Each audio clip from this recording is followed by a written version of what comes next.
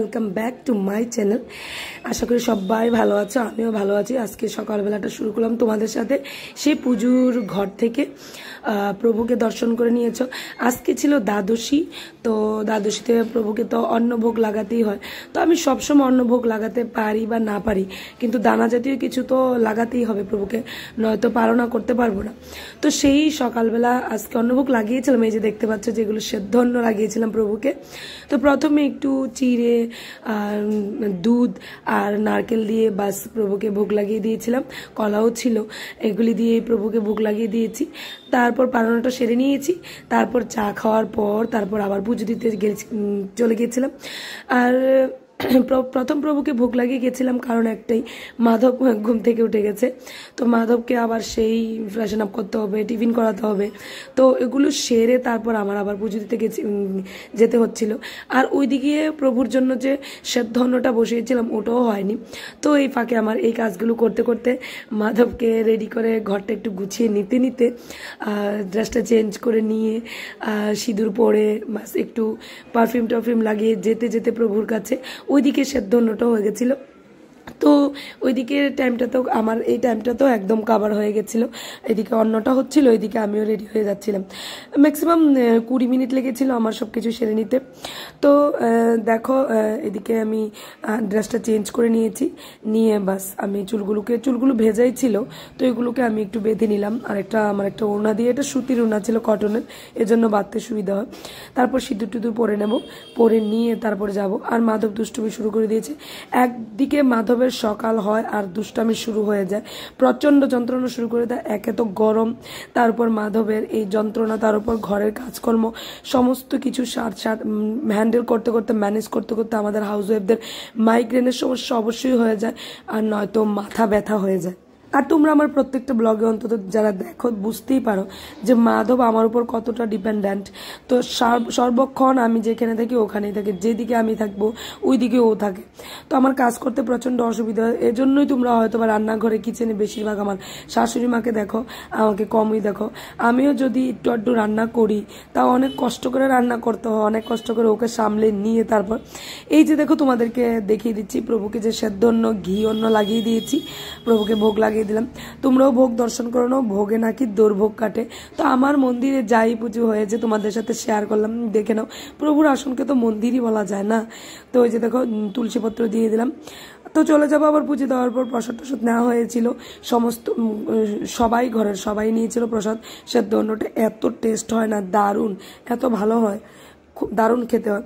তো এদিকে রান্নার প্রিপারেশন কি হবে তোমাদেরকে দেখাচ্ছি। রান্না কি হবে, এই যে দেখো ঝিঙে কাটছে, ঝিঙের বড়া খাবে বলছে, তো ঝিঙের বড়া হবে। আর কাঁঠাল এনে দিয়েছিল, কিন্তু কাঁঠালটা আজকে কাটা হয়নি।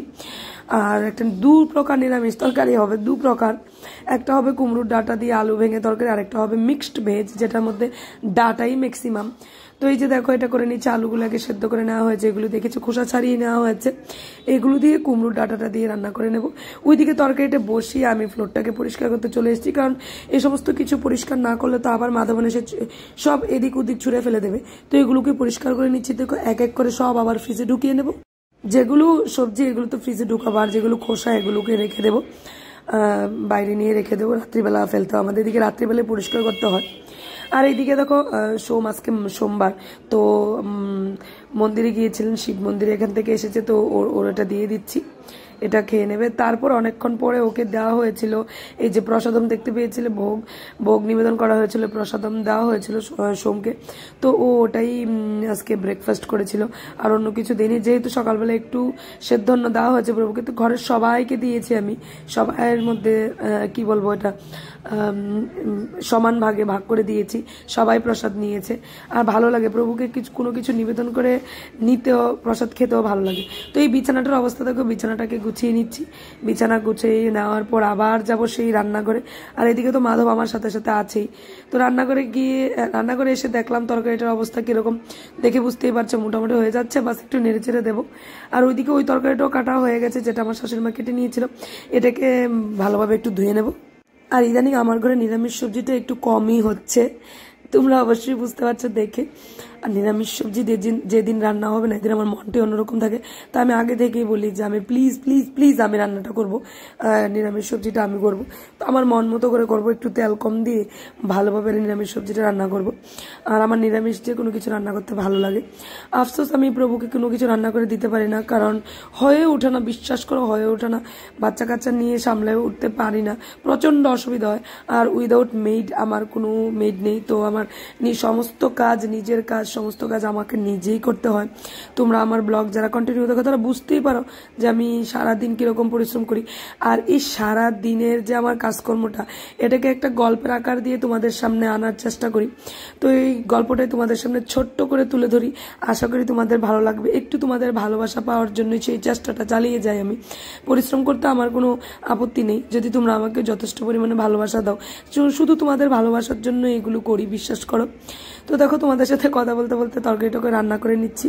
দুদিকে তরকারি বসিয়েছিলাম, একদিকে তরকারিটা হয়ে গেছে, আর একটা হয়ে এসছে, অলরেডি হয়ে যাবে, আর কিছুক্ষণ হয়ে যাবে। তো তরকারিগুলি হয়ে গেছে, আমি এগুলোকে ডাইনিং টেবিলে নিয়ে আসবো। নিরামিষ এটা দেখতে পাচ্ছ, কুমড়োর ডাটা দিয়ে আলু দিয়ে যে তরকারিটা রান্না করেছিলাম এটাই। আর ওই তরকারিটাও বসিয়ে দিয়েছি, তো একটু ঢেকে চলে আসছি, এটাও হয়ে যাবে। আবার একটু ঢেকে দিয়ে এসেছি, কারণ ওইদিকে আঁচটা কমিয়ে দিয়ে এসেছি গ্যাসের, কারণ এদিকে ঘর দোর ঝাড় দেওয়াটা এদিক দিয়ে সেরে নিই।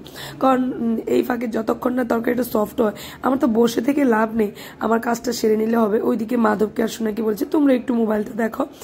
মাঝে মধ্যে না মোবাইল দিতে হয়, জানি মোবাইল দেওয়া বাচ্চাদের পক্ষে খুব, মোবাইলটা বাচ্চাদেরকে দেওয়া খুবই খারাপ, আমি জানি, আমি অনেক দেখেছি, অনেকে বলেছে। কিন্তু বিশ্বাস করে যারা বলে যে মোবাইলকে সবসময়, আরে সরি, বাচ্চাকে সবসময় মোবাইল দেবেন না, তাদেরকেই মোবাইল দিতে হয় বাচ্চাদেরকে, কারণ পারবে না তো, কেউ পারবে না। বাচ্চাদেরকে সামলানোটা বিরাট বিরাট দায় হয়ে যায়। আর এখন যা আজকাল যা যুগ পড়েছে না, এই যুগে বাচ্চাদের হাতে তো মোবাইল থাকবেই, তবে দেখতে হবে লিমিটেড থাকতে হবে, আনলিমিটেড হলেই সেটা অন্যরকম হবে। আর বাচ্চারা কি দেখে মোবাইলে, এটা একটু খেয়াল রাখতে হবে। তো আমি অবশ্যই দেখি যে মোবাইলে কি দেখে আমার বাচ্চা। বেশিরভাগ আমি ওদেরকে কার্টুন বা লিটল কৃষ্ণা কার্টুন বা রামায়ণ কার্টুন, এরকম হনুমান কার্টুন, এসব কিছু যদি মাঝে মধ্যে যদি ওরা চেঞ্জও করে নেয়, যদিও আমার মেয়ে চেঞ্জ করে না, আমার ছেলেই চেঞ্জ করে, তখন গিয়ে আমি একটু বকাঝকা করে আবার ঠিক করে নিই। তো দেখো, তোমাদের সাথে কথা বলতে বলতে এদিকে ঝিঙের বড়াটাও সেরে নিলাম। ঝিঙের বড়াটাও অলরেডি হয়ে গেছে, রান্নাঘরটাকে পরিষ্কার করে নিয়েছি। আর ঝিঙের বড়া না গরম গরম খেতেই ভালো লাগে, কেন বলো তো, ওটাকে ঢেকেও দেওয়া যায় না, জল ছেড়ে দেয়, কেমন যেন হয়ে যায়। তো এটাকে গরম গরম খাওয়ার আগে করে নিতেই ভালো লাগে। তো ঝিঙের বড়াটাও মোটামুটি যখন হয়ে এসছে, তখন আমি ছাদে চলে গেলাম। সকালবেলা যে কাপড় চোপড়গুলো দেওয়া হয়েছিল এগুলিকে তুলে নিয়ে আসবো ঘরে। আর এখন বিকেল দুপুরবেলা থেকে এক ম্যাক করে থাকে আকাশে, কখন যে ঝমাঝম বৃষ্টি নেমে যায় বলতে পারি না।